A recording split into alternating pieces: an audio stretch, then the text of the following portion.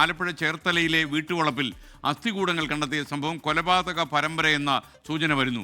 ചേർത്തല സ്വദേശി ഐഷ തിരോധാന കേസിലും അറസ്റ്റിലായ സബാസിന് ബന്ധമുണ്ടെന്ന് പോലീസ്.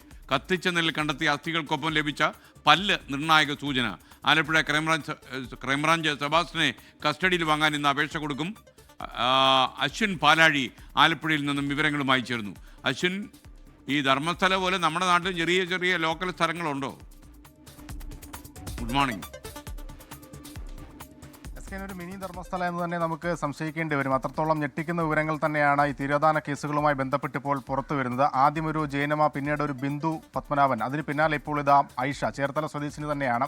ഐഷയെ കാണാതാകുന്നത് 2012-ലാണ്. ഈ കാണാതായ സബാസ്റ്റിനുമായി വളരെ അടുത്ത ബന്ധമുണ്ടായിരുന്നു. ഇവർ തമ്മിലൊരു സ്ഥലക്കച്ചവടവുമൊക്കെയായി ബന്ധപ്പെട്ടാണ് അവസാനം കാണുന്നത്. ആ സ്ഥലക്കച്ചവടത്തിനായി ഐഷ കരുതി വച്ചിരുന്ന പണം അത് സ്ഥലക്കച്ചവടത്തിനായി നൽകിയില്ല. പക്ഷേ പിന്നീട് ഐഷയെ കാണാതായതിനു ശേഷം ആ പണം എവിടെയാണെന്ന് ആർക്കും അറിയുകയുമില്ല. പിന്നീട് ഐഷയെക്കുറിച്ചൊരു വിവരവുമില്ല. ഐഷയുടെ മൊബൈൽ ഫോണോ മറ്റ് പണമോ ഒന്നും ഇതുവരെ കണ്ടെത്താനുമായിട്ടില്ല. അതിലിപ്പോൾ സബാസിന് ബന്ധമുണ്ട് എന്നുള്ള തരത്തിലുള്ള വിവരങ്ങളാണ് ക്രൈംബ്രാഞ്ചിനും ലഭിച്ചിരിക്കുന്നത്. അതിന് ഏറ്റവും പ്രധാനപ്പെട്ട കാരണം കഴിഞ്ഞ ദിവസം പള്ളിപ്പുറത്തെ സബാസിൻ്റെ വീട്ടുപറമ്പിൽ നിന്നും കണ്ടെത്തിയ അസ്ഥികൾ, കത്തിച്ച അസ്ഥികളുടെ അവശിഷ്ടങ്ങളിൽ നിന്നും ക്ലിപ്പിട്ട ഒരു പല്ല് കണ്ടെത്തിയിട്ടുണ്ട്. അത് ജൈനമ്മയ്ക്കോ ബിന്ദുവിനോ അത്തരത്തിലൊരു പല്ല് ഉള്ളതായി വിവരമില്ല. അങ്ങനെ ഒരു സൂചനയുള്ളത് അത് ഐഷയ്ക്കാണ്. ഐഷയുടെ ഒരു പല്ല് ഇത്തരത്തിൽ കൃത്രിമമായി ക്ലിപ്പിട്ട പല്ലാണ്. ആ ഒരു പല്ല് ഈ അസ്ഥിയുടെ അവശിഷ്ടങ്ങൾക്കിടയിൽ നിന്നും കണ്ടെത്തിയിട്ടുണ്ട്. അതാണ് ഇതിൻ്റെ സംശയം വർദ്ധിപ്പിക്കുന്നത്. എന്തായാലും ഈ ഐഷയുടെ സുഹൃത്ത്, ഐഷയുടെ അയൽവാസിയൊക്കെയായ ഒരാൾ, റോസമ്മ എന്നാൽ നമുക്കൊപ്പം ചേരുന്നുണ്ട്. ഐഷയെ കാണാതായതിനു ശേഷം നിർണായകമായൊരു വിവരം ഇവർക്ക് ലഭിച്ചിരുന്നു. ഒരു ഫോൺ കോൾ ഐഷയുടെ ഫോണിൽ നിന്ന് വന്നു. അത് പോലീസിൽ അറിയിക്കാൻ പോയി, പക്ഷേ പോലീസ് അത് ഗൗനിച്ചില്ല. അങ്ങനെയെങ്കിൽ ഈ കേസുമായി ബന്ധപ്പെട്ട് നിർണായക വിവരം നേരത്തെ കിട്ടിയേനെ. ചേച്ചി, അങ്ങനെ ഒരു ഫോൺ കോൾ ഐഷയെ കാണാതായതിനു ശേഷം ചേച്ചിയുടെ ഫോണിലേക്ക് എത്തിയിരുന്നു അല്ലേ? ഞാൻ പള്ളിപ്പുറം പള്ളിയിലാണ് ഓഗസ്റ്റ് 15-ന് പള്ളിയിൽ പോന്നെ. ഞാൻ 2017-ലായിരിക്കും. ഞാൻ അവിടുന്ന് പള്ളിയിൽ നിന്ന് വിടന്നു കഴിഞ്ഞപ്പോൾ എൻ്റെ ഫോണിൽ ഐഷയുടെ 3 കോളുണ്ട്. ഈ 3 കോൾ എന്ന് വെച്ചാൽ ഞാൻ അന്നേരം തിരിച്ച് വിളിച്ചിട്ടെടുത്തില്ല. ഞാൻ കിടക്കുന്നതിടം വരെ, അതായത് ഞാനിത് വിളിക്കുമ്പോൾ എത്രയായാലും ഒരു 12 മണിയിലോ ആയിട്ടുണ്ട്. കിടന്നുറങ്ങുന്നത് ഏതായാലും ഒരു 9 മണിയാണ്. അതിനോടകം പല പ്രാവശ്യം ഞാൻ ആശയെ വിളിച്ച് എപ്പോഴെങ്കിലും ഒന്ന് കോൾ എടുക്കട്ടെ എന്ന് ഓർത്ത് എന്നാ പറ്റിയെന്ന് അറിയാൻ വേണ്ടിയിട്ട് എടുത്തില്ല. അത് കഴിഞ്ഞിട്ട് പിറ്റേ ദിവസവും വിളിച്ചു. പല പ്രാവശ്യം ഞാൻ വിളിച്ചു, എടുത്തില്ല.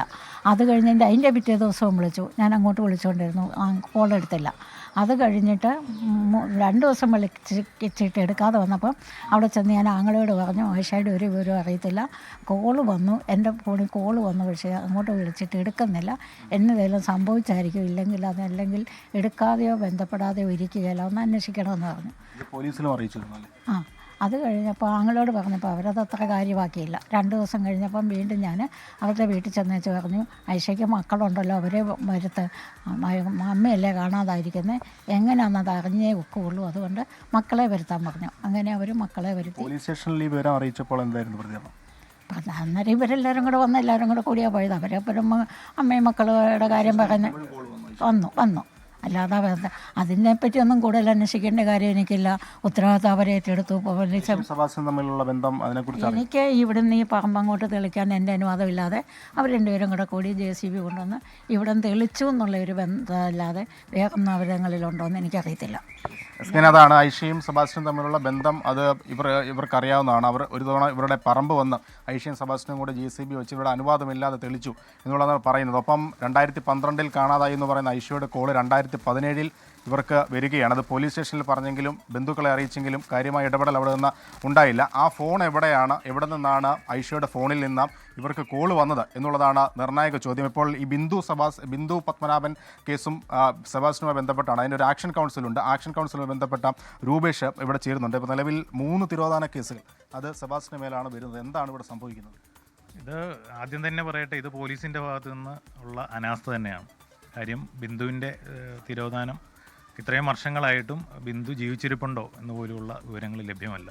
പക്ഷേ ബിന്ദുവിൻ്റെ പേരിലുള്ള കോടിക്കണക്കിന് വരുന്ന ഭൂമി വ്യാജരേഖകൾ ചമച്ച് സെബാസ്റ്റ്യൻ അത് മറിച്ചു വിറ്റതായിട്ടൊക്കെ പുറത്തു വന്നു. പക്ഷേ ബിന്ദുവിനെക്കുറിച്ചൊരു വിവരവുമില്ല. അതിനുശേഷമാണ് ഐഷയിലേക്ക് വരുന്നത്. ഐഷയും ജീവിച്ചിരിപ്പുണ്ടോ എന്താണ് എന്നുള്ള അവസ്ഥയില്ല.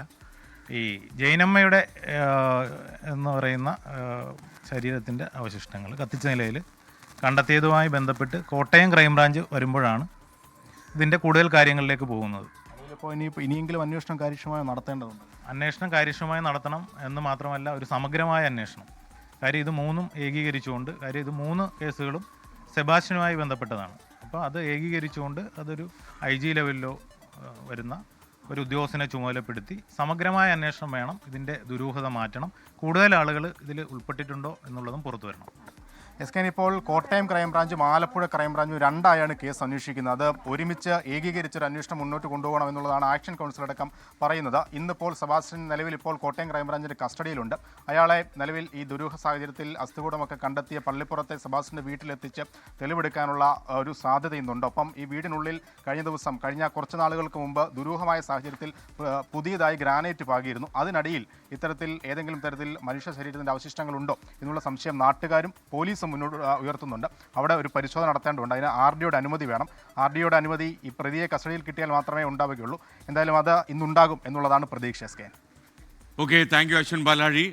ലോകത്തെവിടെയായാലും ഏത് സമയത്തും 24 വാർത്തകളും ഓഗ്മെന്റഡ് റിയാലിറ്റി പാക്കേജുകളും എക്സ്പ്ലെയിനറുകളും വിശദമായി കാണാൻ ഞങ്ങളുടെ YouTube ചാനൽ നിങ്ങൾക്ക് സബ്സ്ക്രൈബ് ചെയ്യാം.